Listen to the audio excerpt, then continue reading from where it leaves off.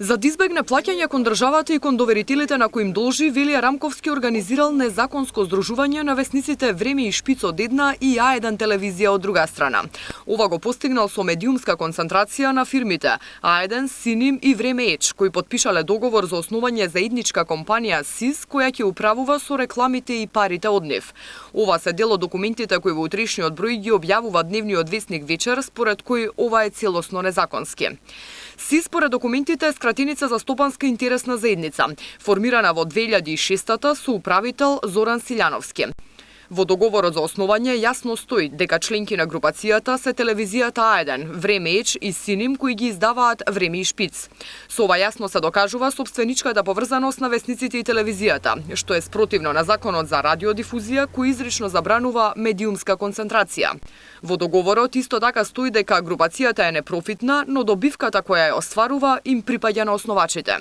За групацијата СИС отворена е сметка во Тутунска банка. Во договорот за основање на фирмата стои дека со парите на А1, Време и Шпиц управува СИС. Со ова се овозможува давачките кон државата и долговите кон доверителите да не се плаќаат. Ова го потврдуваат и завршните сметки на компаниите, кои остваруваат милионски приходи, и тоа во време кога индивидуалните сметки им се блокирани. Така, например, сметката на Време Еч заради неплаќање долгови била блокирана од 31.12.2007.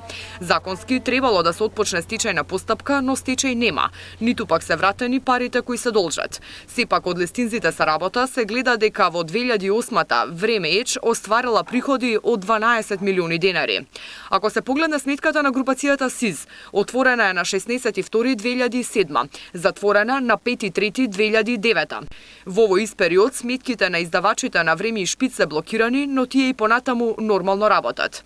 Со други зборови, сите 3 години весниците излегуваат и создаваат пари кои никаде ги нема. Штом нема пари на сметките, нема исплати кон доверителите и исплати според извршни судски решенија.